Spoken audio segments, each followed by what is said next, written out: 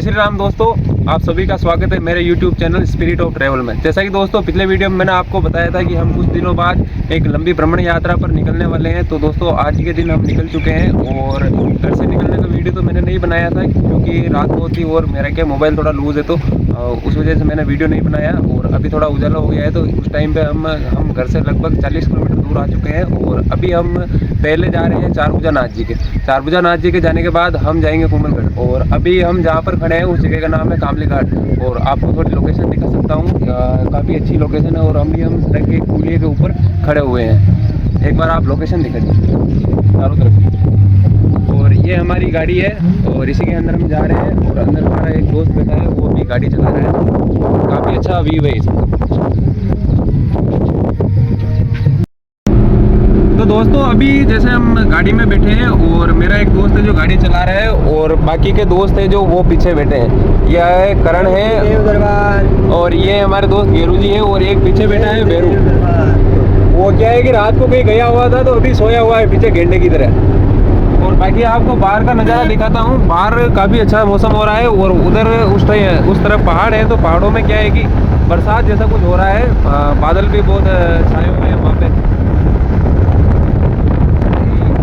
आगे से सही दिखाता हूँ जो आप वीडियो में देख सकते हो कि उस तरफ जो पहाड़ है उस तरफ बादल भी बहुत हो रहे हैं और ऐसा लग रहा है कि वहाँ पर बरसात हो रही है। तो आई होप कि आगे ऐसी बरसात ना हो, बाकी सब दर्शन करने में मज़ा नहीं आएगा और सब मज़ा खराब हो जाएगा।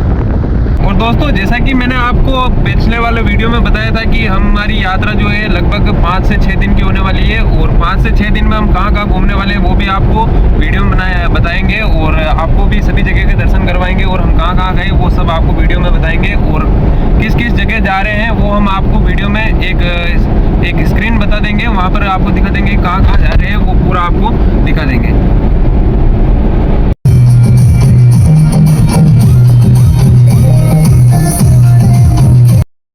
अभी दोस्तों हम गोमती चौराहे पहुंच चुके हैं और गोमती चौराहे पर हम नाश्ता करने के लिए रुके हैं।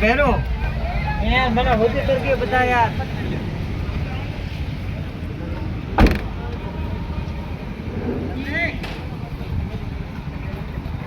अभी सभी दोस्त यहाँ पे नाश्ता करने के लिए रुके हैं, तो कुछ नाश्ता वगैरह करके फिर हम आगे चारभुजा नाथ जी के जाएंगे।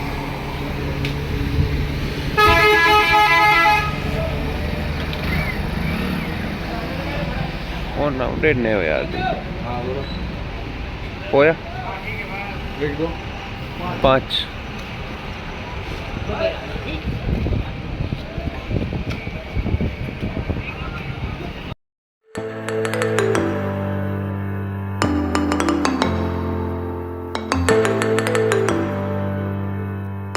तो दोस्तों गोमती से निकलने के बाद हम फाइनली चारभुजा नाथ जी के पहुंच चुके हैं। और रास्ते में बारिश भी आ रही थी। अभी यहाँ पे तो लगता है कि ये ज़्यादा बारिश नहीं है, लेकिन रास्ते में तेज़ बारिश आ रही थी।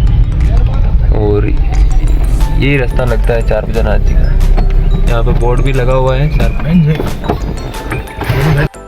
यहाँ पर हमने गाड़ी पार्क की है और ये चारों तरफ पहाड़ ही पहाड़ है और छोटी छोटी बारिश भी आ रही है कहीं कहीं। आगे मौसम काफी ज्यादा सुहाना है। हम आ गए पहाड़ में, मोहब्बत गई बाढ़ में, हम आ गए पहाड़ में। वाह वाह। तो यहाँ से हमें पैदल जाना पड़ेगा चारभुजा जी के दर्शन करने के लिए। किलोमीटर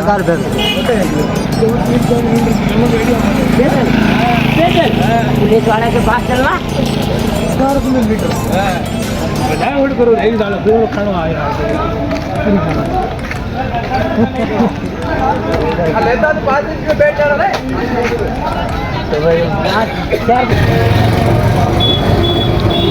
ये जो पीछे की तरफ गाड़ियाँ आ रही है दोस्तों, ये रामदेवरा या तो जाके आई है और या फिर अभी जा रही है। तो रास्ते में चारभुजा जी आते हैं तो चारभुजा जी के दर्शन करते भी निकल रही है। और अभी भी हम भी चारभुजा जी जाने के लिए रास्ते में चल रहे हैं पैदल। और यहाँ से कुछ ही दूरी पर चारभुजा नाथ के मंदिर है। और अगर मंदिर में वीडियो बनाना अलाउड होगा तो मैं आपको भी दर्शन करवाऊँगा और हम भी करेंगे।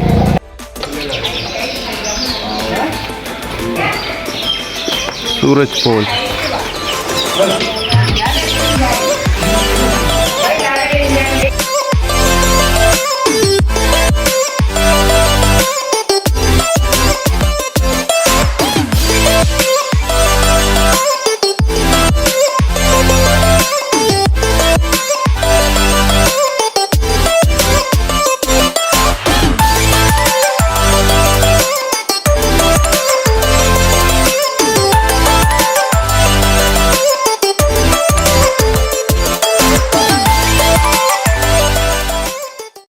चारभुजा जी के हम जहाँ पर पहुँचे थे तो वहाँ पर जाके देखा तो वहाँ क्या है कि चारभुजा जी के पट अभी तक खुले नहीं है और उनके पट खुलने का समय है 9 बजे। और हमारे जो भ्रमण यात्रा है ना, तो उसकी समय सारणी के अनुसार हमें लगभग 10 बजे हमें कुंभलगढ़ पहुँचना है। और वहाँ पर लाइन भी बहुत ज़्यादा लंबी थी, तो वहाँ पर अगर हम लाइन में लगेंगे तो लगभग वहाँ यहीं पर हमें 1 बज जाएगी। तो दोस्तों हमारे ये जो सब समय सारणी बिगड़ रही थी, तो इसलिए हमने अभी वहाँ बाहर से ही उनको नमस्कार किया और उनके प्रणाम करके फिर वापस आ गए। और हो सका तो हम सारी भ्रमण यात्रा कंप्लीट करके फिर यहाँ से होके हुए चारभुजा जी के दर्शन कर लेंगे। और फाइनली दोस्तों सुबह मौसम बहुत ही ज़्यादा ख़राब हो रहा था, लेकिन अभी कुछ मौसम साफ हुआ है और अभी धूप भी निकल चुकी है।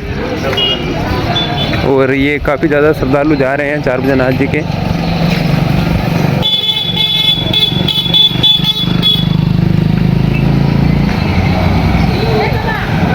और हम वापस लगभग अपनी गाड़ी के पास पहुंच चुके हैं और ये जो प्रवेश द्वार था वहाँ पर हम आ गए हैं।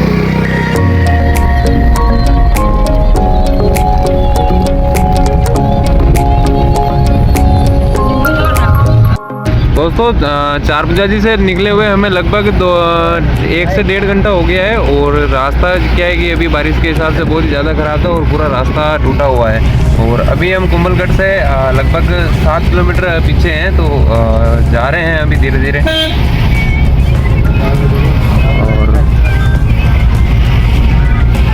और जब हम लास्ट बार आए थे तभी ये जो कोई बांध वगैरह कुछ बना हुआ है, तो इसकी जो चादर है वो चल रही थी। अभी तो ये फ़िलहाल सूखा हुआ है, बहुत ही ज़्यादा कम पानी है। बाकी पिछली बार जब हम आए थे तो तब ये पुल भरा हुआ था और बहुत से पानी निकल रहा था। काफ़ी अच्छा नज़ारा है, रास्ते में बहुत ही बढ़िया से व्यू आए थे।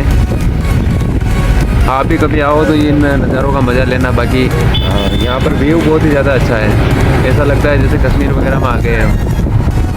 चारों तरफ पानी बड़े बड़े पहाड़, बादल।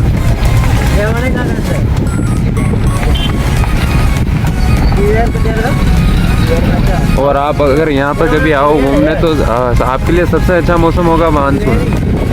आप मानसून में आओ, मानसून में यहाँ का व्यू बहुत ही ज़्यादा अच्छा रहता है। बाकी सर्दी में और गर्मी में तो ऐसा कुछ नहीं रहता है, क्योंकि ये जो सारी हरियाली वगैरह है ये क्या है कि कम हो जाती है। बाकी मानसून का व्यू इतना अच्छा है ना, आपको यहाँ से जाने का मन ही नहीं करेगा।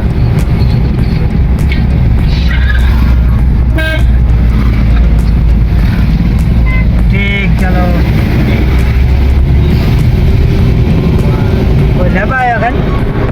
और यहाँ रुकने की भी बहुत ही अच्छी व्यवस्था है, काफ़ी अच्छे से रिसोर्ट है। आपको जैसे जाएगी वैसे आपको यहाँ पर मिल जाएगी।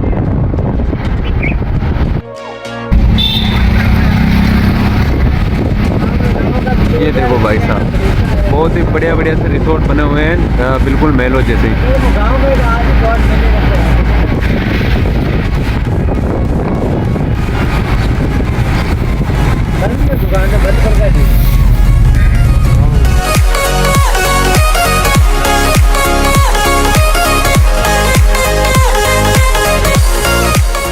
तो दोस्तों कुंभलगढ़ जाते समय रास्ते में हम रुके हैं, यहाँ पर काफ़ी अच्छा व्यू है, व्यू पॉइंट भी बहुत ही बढ़िया है। तो आपको मैं एक बार पूरा व्यू दिखाता हूँ। ऐसा लग रहा है जैसे कि हम कहीं जन्नत में खड़े हैं। और ये आप देख सकते हो पूरा व्यू।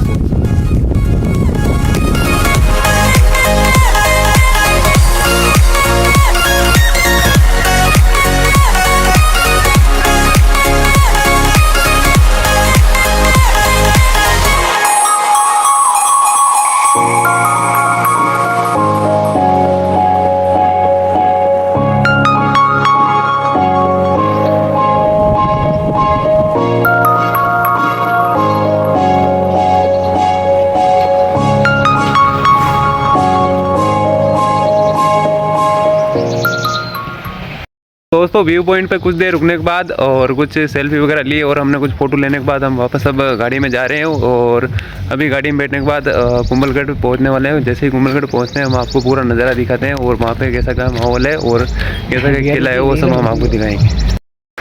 तो दोस्तों यहाँ पर थोड़ा सा और चलने के बाद हमारा जो ड्राइवर है रमेश जी, उन्होंने अपना आप ही गाड़ी रोक दी और देखने कह रहे हैं कि यहाँ पर तो मैं रुकूंगा ही रुकूंगा। अभी जाके देखते हैं क्या सीन है यहाँ पे। कोई तालाब वगैरह बना हुआ है तो वहाँ से पानी आ रहा है, तो उन्होंने आवाज़ सुन के देखा कहीं झरना वगैरह है तो वो देखते हैं, लेकिन झरना तो नहीं है, लेकिन सीन काफ़ी अच्छा है यहाँ पर भी। और ऐसे कोई जगह पे जाओ तो आप हो सके तो पानी से दूरी बनाए रखें, क्योंकि ये मानसून के मौसम में काफ़ी ज़्यादा खबरें आती हैं कि कोई पानी में बहुत लोग डूब जाते हैं। तो आप भी अपना सेफ्टी का पूरा ध्यान रखें और पानी से जितनी हो सके उतना आप पानी से दूर ही रहें। कभी बिना गहराई जाने हुए या फिर उस जगह अगर आपको पता ना हो तो कभी भी ऐसे पानी में ना कूदें। Be safe and carefully.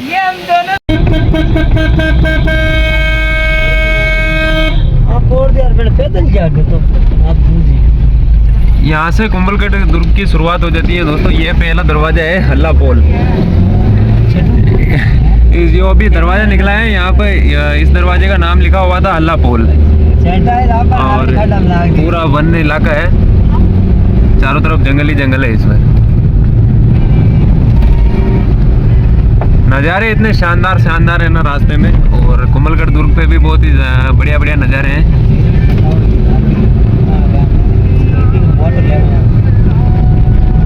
जैसा कि आपको वीडियो देखते हुए मजा आ गया होगा। कोई सीन आ रही है यार।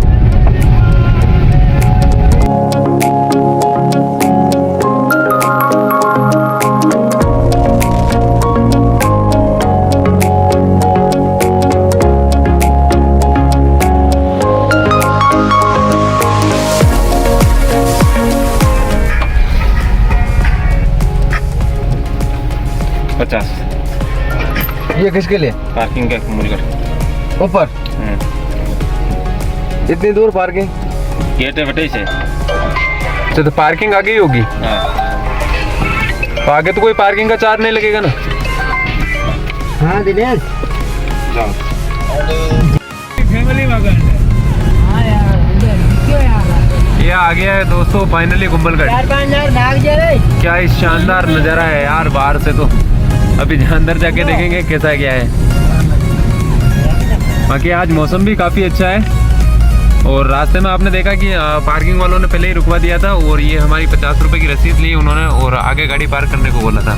तो अभी यहाँ पे हम गाड़ी पार्क कर लेंगे यहाँ पे कहीं पे भी, और फिर दुर्ग के अंदर वहाँ से टिकट वगैरह लेके फिर दुर्ग के अंदर जाएंगे। और यहाँ से कोई गाइड हो अगर तो ये देख लेते हैं, और गाइड को लेकर फिर हम पूरे कुंभलगढ़ की सैर करेंगे और आपको भी दिखाएंगे।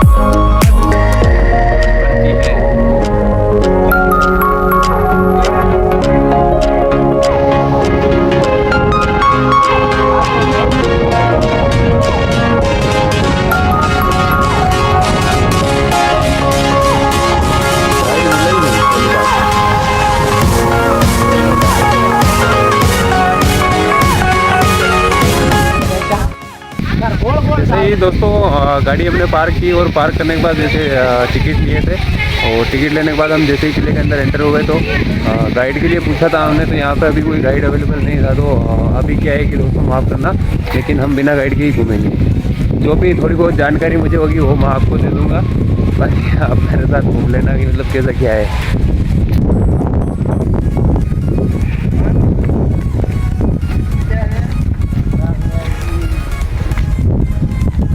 और ये किले का तीसरा दरवाज़ा है, इसका नाम भैरव पोल है। 2 दरवाजे हमने पार कर लिए थे और अभी ये तीसरा दरवाजा है।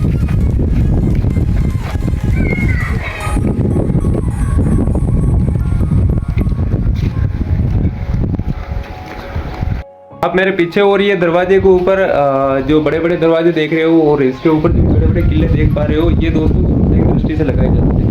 इन किलों से जब भी कोई बाहर से आक्रमणकारी आता था तो क्या है कि वो हाथी के साथ लाते थे और हाथियों से दरवाजे तोड़ना चाहते थे। लेकिन ये जो बड़े बड़े किले होते थे वो क्या है कि किले की सुरक्षा करते थे, क्योंकि जब भी हाथी अपने सिर से मारता था गेट पर, तो ये किले उनसे सुरक्षा करते थे ताकि हाथी इनसे डर जाए और इस पर मारे ना। अगर मारेगा तो उसके ही किले उसके अंदर घुस जाएंगे।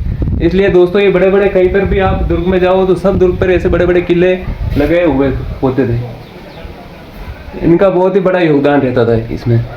और अभी हम आगे चलते हैं, आगे भी दिखाते हैं कैसा क्या है।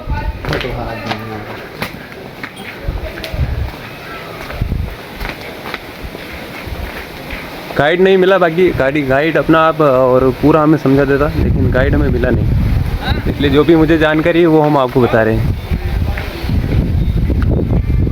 देख सकते हो ये जो किले की दीवारें बनी हुई ना, इसमें अलग अलग तरह के बनाए हुए हैं। ये जैसे कि ये जो यहाँ पे जगह रखी हुई है ना, तो ये 3 तरीके का काम करती थी। जैसे कि ये वाला जो छेद है, यहाँ से अगर कोई बाहर से आक्रमणकारी होता था तो अगर दूर जो खड़ा है तो यहाँ से इस जगह से हम तीर वगैरह या फिर बंदूक से यहाँ उनको मार सकते थे या फिर उन पर निशाना लगा सकते थे, क्योंकि यहाँ से हम बाहर वाले को देख सकते हैं, अंदर वाला हमें नहीं देख सकता। और ये वाला दूसरा होल है, इससे पास का जो भी दुश्मन होता था वो दिखाई देता था। और ये जो तीसरा वाला है ना, इससे अगर कोई किले की दीवार पर चढ़ना चाहे, अगर कोई बाहर से आक्रमणकारी किले की दीवार पर चढ़ना चाहे, कोई रस्सी वगैरह फेंक के चढ़ना चाहे, तो यहाँ से अंदर जो लोग होते थे वो यहाँ से या तो गर्म तेल या फिर गर्म पानी उस पर डाल दिया करते थे, ताकि उस पर ऊपर ना आ सके किले के लिए। ये काफ़ी सुरक्षा की दृष्टि से बनाया गया है और काफ़ी अच्छे तरीके से बनाया गया है। सब किलों में ऐसा होता है।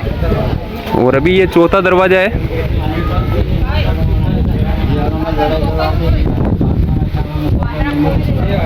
अभी इस दरवाजे का तो नाम तो यहाँ पे नहीं लिखा हुआ है, और नाम वगैरह भी अगर कोई बाहर लिखा हुआ हो तो देख लेंगे।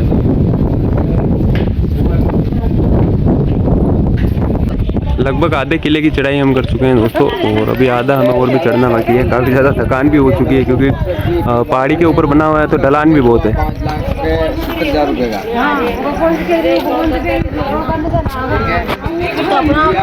और ये हमारे भैरवलाल जी की तो हालत ही ख़राब हो चुकी है यहाँ पे।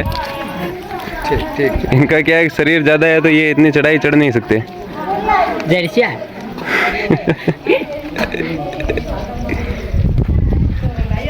क्या हुआ भैया? क्या हुआ गढ़लाल जी? क्या हुआ? कुछ नहीं हुआ, कुछ नहीं। थक गए।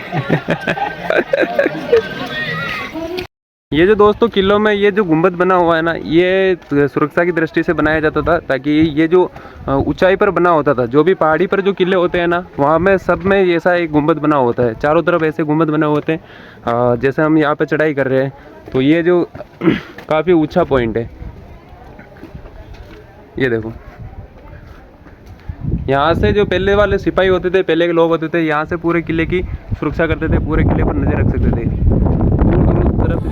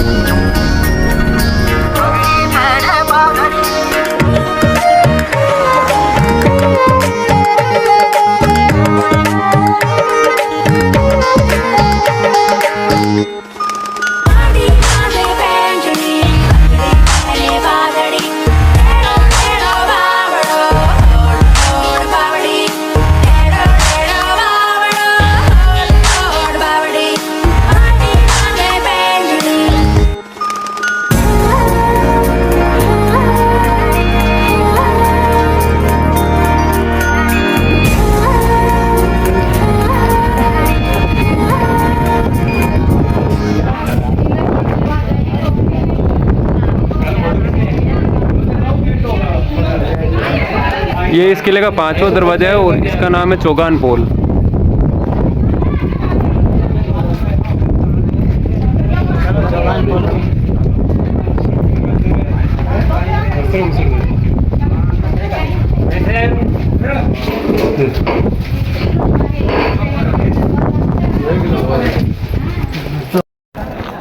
ये आगे की तरफ दोस्तों ये जो बना हुआ है इसको तोपखाना बोलते हैं, और इसमें 3 या 4 तोपखाने पड़ी हुई है।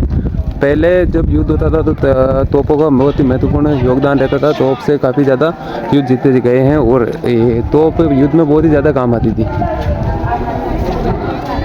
इन तोपों का इस किले में जो भी युद्ध हुए हैं उनमें बहुत ही ज़्यादा योगदान रहा है, और बहुत ही महत्वपूर्ण योगदान रहा है इसका।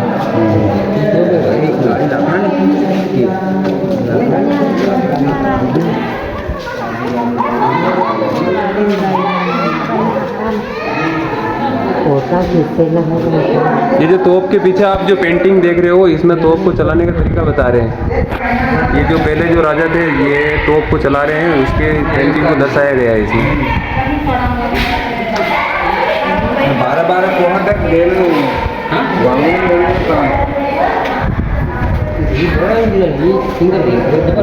और कहीं एक जगह से दूसरी जगह ले जाना होता था तोपों को, तो ये जो बैलगाड़ी बनी हुई है ना, इसमें बैलगाड़ी में ले बिठा के ले जाते थे इसको। सब पेंटिंग के जरिए यहाँ पे दर्शाया गया है। ये दोस्तों किले के अंदर एक जलाशय बना हुआ है, कुंड बना हुआ है। ये जो पहले के ज़माने में और पहले वाले समय में ये जो आप पानी देख रहे हो, ये जो कुंड है ना, ये पूरा भरा हुआ रहता था। जो भी मानसून के मौसम में, बरसात के मौसम में जो भी पानी किले के ऊपर पड़ता था, वो सब बह बह के वो जो नाले बने हुए हैं, उस नालों के ये जो नाले बने हुए हैं ना, उन नालों के जरिए इस कुंड में आके इकट्ठा होता था। और ये जो पूरे साल भर पानी की आपूर्ति है ना, जो भी आपूर्ति है ना, वो पूर्ति करता था ये किला। ये किले का छठा दरवाज़ा है और इसका नाम है पागड़ा पोल। ये देख सकते हैं यहाँ पे लिखा हुआ है पागड़ा पोल। अभी तक 6 दरवाजे हो चुके हैं यहाँ पे। ये कुछ कमरे की तरह बनाए गए हैं, गलियारे वगैरह दरवाजों के अंदर। यहाँ पे सैनिक रहते थे, यहाँ पे खड़े रहते थे।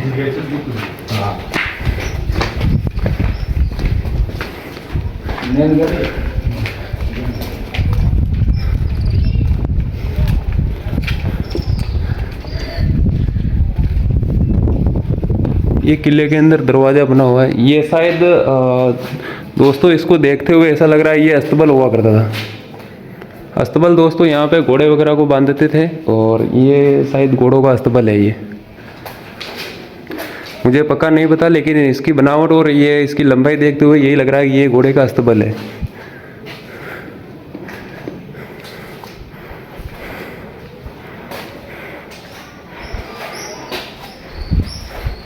ऊपर लकड़ी से नया बनाया हुआ है, ये बाद में बनाया गया है। ये लकड़ी की छत बनी हुई है, ये बाद में बनाई गई है। और ये दरवाजे भी इनको देखते हुए ऐसा ही लग रहा है कि ये अभी बाद में बनाए गए हुए हैं। बाकी ये जो दीवारें हैं ये किले के साथ ही बनी हुई है। उमा महल के अंदर ही ये नव दुर्गा माँ का मंदिर बना हुआ है। ये बाहर शेर लग रहा है, शेर विराजमान है। और मंदिर का गेट तो बंद है, यहाँ पे सभी दरवाजों पर ताले लगे हुए हैं, लेकिन यहाँ पे पूजा वगैरह तो होती है ऐसा लग रहा है। अभी हम इस महल के ऊपर चलेंगे और ऊपर से आपको दिखाएंगे पूरे किले का नज़ारा।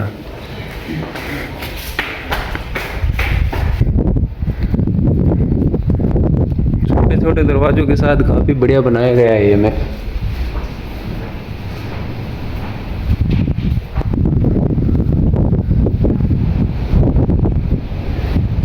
ये आप देख सकते हो, ये कोई कक्ष हुआ करता था उस ज़माने में। यहाँ पर रानी या फिर राजा बैठते थे और अपने पूरे किले के देखते थे, यहाँ से बैठते। ये देखिए, यहाँ से पूरे किले का नज़ारा आता है।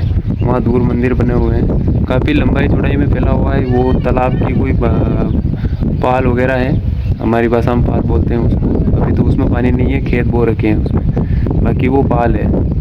और मंदिर भी काफ़ी सारे बने हैं। वो एक उस तरफ जलाशय दिख रहा होगा आपको, वो जलाशय भी महल के अंदर ही है।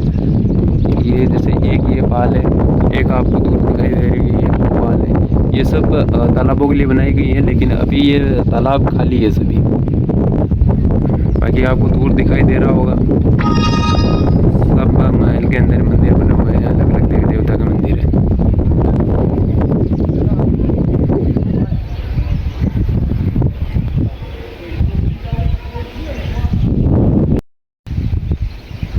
नज़ारे इतने ज़्यादा शानदार है ना दोस्तों, यहाँ पर अगर आप आ जाओगे तो यहाँ से जाने का मन नहीं करेगा वापस आपका। ऐसा मन करेगा कि यहीं बस जाऊँ।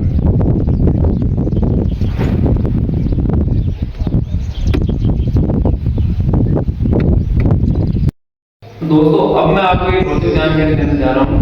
जैसे मुझे जैसे पता है वो मैं आपको बता रहा हूँ। इस किले का निर्माण महाराणा कुंभा ने करवाया था और ये 14वीं शताब्दी में बनाया गया था।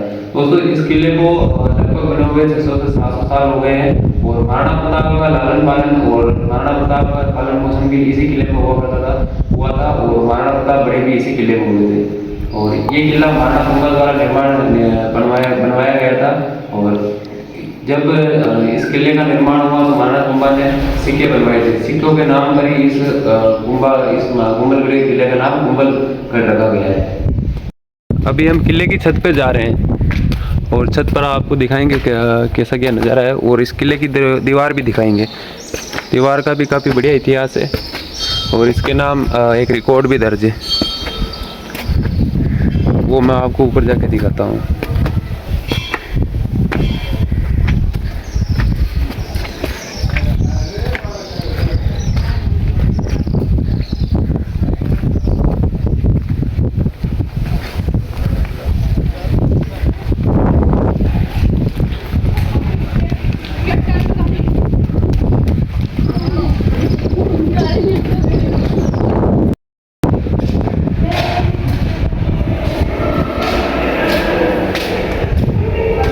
अभी दोस्तों हमने किले के अंदर प्रवेश किया है और यहाँ पर कोई देवता विराजमान है, उसका नाम तो नहीं पता मुझे।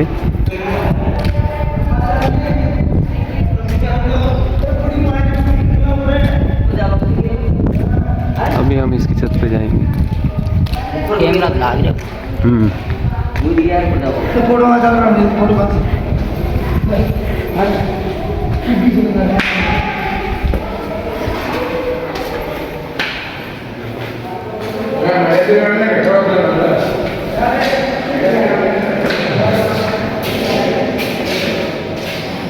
यहाँ पे दोस्तों ये जो जगह है, यहाँ पर शायद जो भी राजा थे वो उनका दरबार लगता था।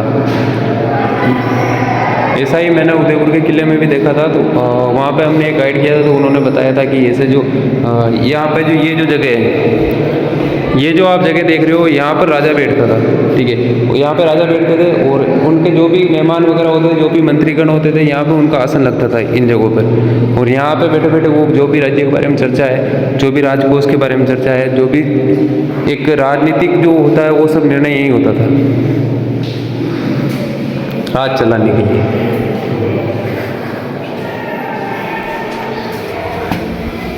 और ये जो जालीदार आप खिड़कियाँ देख रहे हो, ये एक प्राकृतिक पंखे का काम करती थी। यहाँ से हवा आती थी चारों तरफ से, महल पूरा ठंडा रहता था। अभी तो यहाँ पे कुछ कांच की सीट वगैरह लगा दी गई है, लेकिन ये देख सकते हो आप, ये जो जाले हैं, यहाँ से बैठते थे तो यहाँ पे हवा आती थी, यहाँ से गर्मी नहीं होती थी। बाहर की जो भी ठंडी हवा होती थी यहाँ पर आती थी। और ये पूरा जो बना हुआ है, ये पूरा ठंडा रहता था। और हाथियों की नक्काशी की गई है, यहाँ पे हाथियों की पेंटिंग बनाई गई है चारों तरफ। और ये कमरे भी बनाए गए हैं।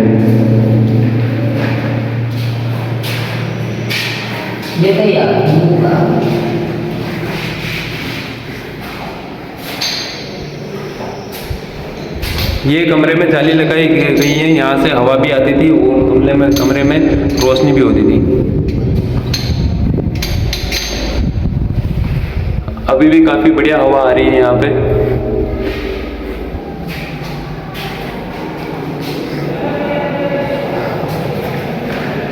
पहले जो भी दोस्तों महल बनाए थे उनका आर्किटेक्ट इतना शानदार होता था, आज के कारीगरों से भी वो जो महल है, पहले वाले महल है, आज के कारीगरों से कभी नहीं बन सकेंगे। ऐसा आर्किटेक्ट था पहले, वरना इतनी ऊंचाई पर पत्थर कैसे लाए गए होंगे, किस तरह नक्काशा होगा, कैसे क्या किया होगा। इस तरफ भी एक कमरा बना हुआ है, इसमें भी ये जाली लगी है और इसके अंदर और भी कमरा है। एक भूल भुलैया टाइप सा है यहाँ पे। जैसे ही मैं बोलता हूँ ये पूरा बूझ रहा है। और इसमें 3 जालियाँ लगाई गई है, ये तीनों हवा का काम भी करती थी, रोशनी का काम भी करती थी। और यहाँ से जो भी रानियाँ होती थी उनको पहले क्या है कि पर्दा प्रथा होती थी, पर्दा प्रथा में रानियाँ ऐसे ही बाहर नहीं निकल सकती थी, इसलिए यहाँ से अगर बाहर की तरफ देखना होता था उनको तो ये यहाँ पे बैठती थी रानियाँ वगैरह जो भी होती थी। मैं बता रहा हूँ जो मुझे नॉलेज है या फिर जो मुझे जानकारी है, अगर उसमें कोई गलती हो तो मुझे क्षमा भी करना, माफ़ भी करना। जो मुझे जानकारी है वो मैं आपको बता रहा हूँ, उसमें गलत भी हो सकता है, मैं पूरा श्योर नहीं हूँ कि जो मैं बता रहा हूँ वही सही है, और एक अंदाज है मेरा। यहाँ से देख भी सकते हैं बाहर का नज़ारा भी आता है, रोशनी भी अंदर आती है और यहाँ से हवा भी अंदर आती थी। तो उजाले का काम भी करती थी, ये हवा का काम भी करती थी और बाहर देखने को भी काम भी करती थी। 3 जालियाँ लगी हुई है इसमें। अभी पहले लाइटें वगैरह नहीं हुआ करती थी तो मसाले जलाते थे।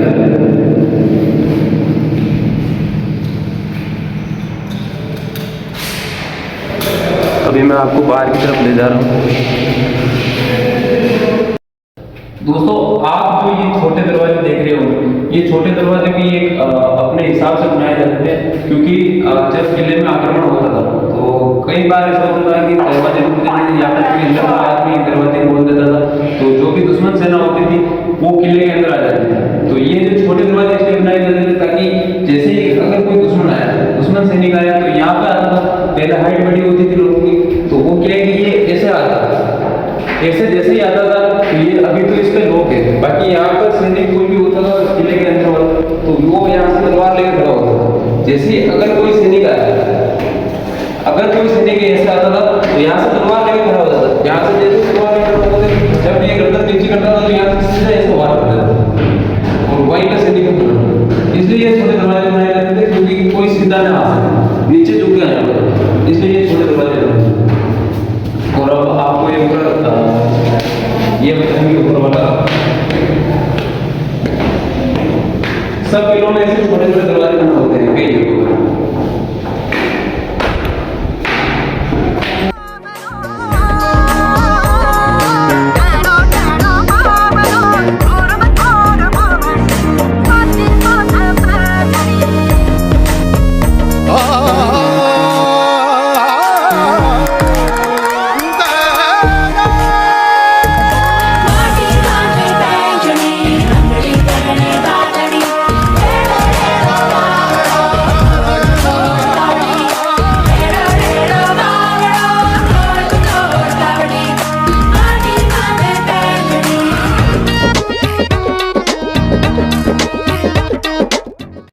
दोस्तों, किले से उतरने के बाद हम लक्ष्मी नारायण जी के मंदिर में आए हैं। ये भगवान विष्णु को समर्पित है ये मंदिर, और इसका इतिहास भी अगर बाहर अंकित हुआ है, बाहर शिलालेख पर लिखा हुआ है। एक बार हम आपको अंदर से दर्शन करवा देते हैं और हम भी दर्शन करने के बाद आपको बाहर वो जो शिलालेख है उस पर हम आपको दिखा देंगे और इसका पूरा इतिहास है आपको एक बार पढ़कर भी दिखा देंगे।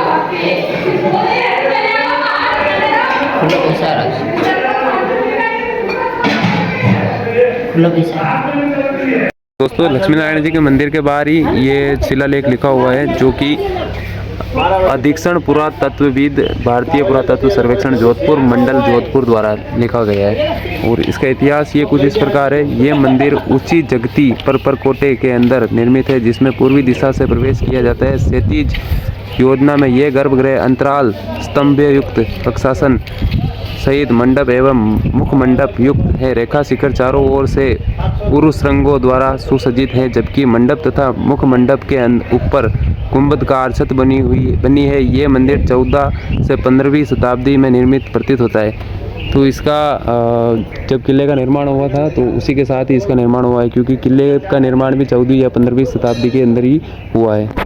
तो ये जो हमारी सीरीज़ है ये एपिसोड वाइज होने वाली है। तो दोस्तों, आज का जो पहला एपिसोड था, इस एपिसोड में बस कुंभलगढ़ तक के लिए, और नेक्स्ट एपिसोड जो आने वाला है तो उसमें हम दोस्तों रणकपुर और ओम मन्ना जी जाने वाले हैं। तो दोस्तों, ओम मन्ना जी और रणकपुर के जो भी रोचक तथ्य हैं, जो भी जगह हैं, वहाँ की जो भी लोकेशन है, जो भी नेचर है, वो सब हम आपको दूसरे एपिसोड में बताएंगे। दोस्तों, अगर आज का ये जो पहला वीडियो आपको और पहला एपिसोड आपको पसंद आया हो तो हमारे चैनल स्पिरिट ऑफ ट्रैवल को सब्सक्राइब जरूर कीजिएगा और इस वीडियो पर लाइक ज़रूर कीजिएगा। दोस्तों, लाइक के साथ ही कमेंट और शेयर ज़रूर कीजिएगा। तो दोस्तों, मिलते हैं नेक्स्ट एपिसोड में, तब तक के लिए बाय। जय हिंद, जय भारत।